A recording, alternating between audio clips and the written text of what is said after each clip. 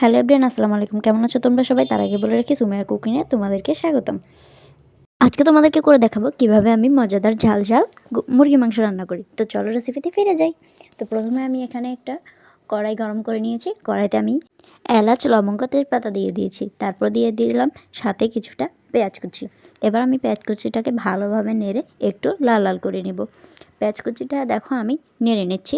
এখন আস্তে আস্তে যখন পেঁয়াজ কুচিটা একটুখানি লাল লাল হয়ে আসবে, তখন সেই পর্যায়ে আমি এখানে অ্যাড করব কিছুটা পরিমাণে রসুন আর আদা একসাথে আমি ব্লেন্ডার করে নিয়েছিলাম, সেগুলাই অ্যাড করব।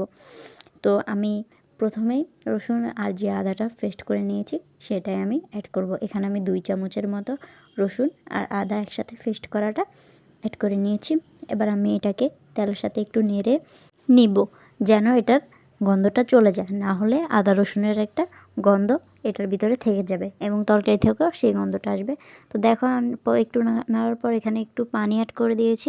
তার সাথে এখন আমি মশলাগুলো অ্যাড করব। প্রথমে আমি দিয়ে দিয়েছি লবণ, তারপর দিয়ে দিয়েছি হলুদ, তারপর আমি এখানে দিয়ে দিলাম পরিমাণ মতো মরিচের গুঁড়ো। তোমরা চাইলে বেশি করে নিতে পারো, তোমরা যদি ঝাল পছন্দ করো। তারপর আমি নিয়ে নিয়েছি কিছুটা পরিমাণে জিরের গুঁড়ো। এবার আমি এটাকে নেড়ে একটু কষাতে দিয়ে দিব, যেন লাল লাল হয়ে যায় আর তেলটা উপরের দিকে উঠে আসে। তো দেখো আমি একটু নেড়ে নিয়েছি, তারপরে কষিয়ে আসছি। দেখো আমার কিন্তু কষানো হয়ে গেছে আর কতটা লাল লাল হয়ে গেছে দেখো। তারপরে সেই পর্যায়ে আমি ভেজে রাখা মুরগির মাংস দিয়ে দিয়েছি। আমি কিন্তু মুরগির পাগুলো ভাজি নাই, কারণ ওটা ভাজার কোনো প্রয়োজন নেই। যে মাংসগুলো ছিল সেগুলো আমি আগে থেকে ভেজে রেখেছিলাম, তো সেগুলো আমি অ্যাড করে এখন একটুখানি নেড়ে নিব।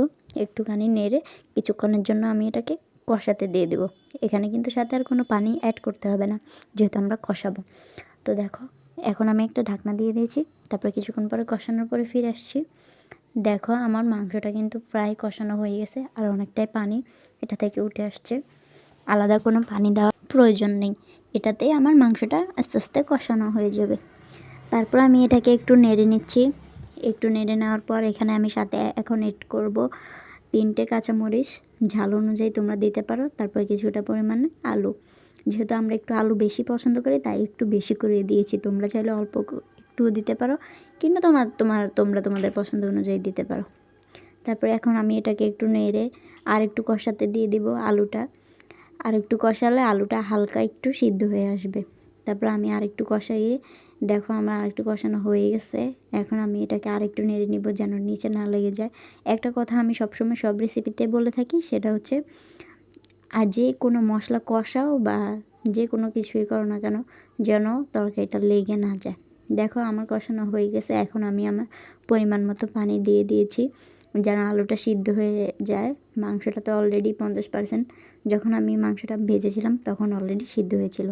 এখন আমি এটাকে একটু ঢাকনার সাহায্যে একটুখানি রান্না করে নেব।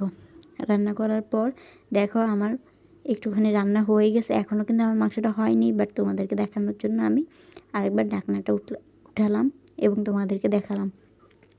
এখন আমি আরেকটু রান্না করতে দিয়ে দেবো, যতক্ষণ পর্যন্ত আমার আলুটা আর মাংসটা না হয়ে আসছে। বিশেষ করে আলুটা, আমার মাংসটা দেখো অলরেডি হয়ে গেছে। আমি একটু যেহেতু ঝোল ঝোল রাখবো, সেহেতু আমি এই পর্যায়ে মাংসটাকে নামিয়ে নিব। তার সাথে এখন আমি এখানে অ্যাড করেছি কিছুটা পরিমাণে জিরার গুঁড়ো।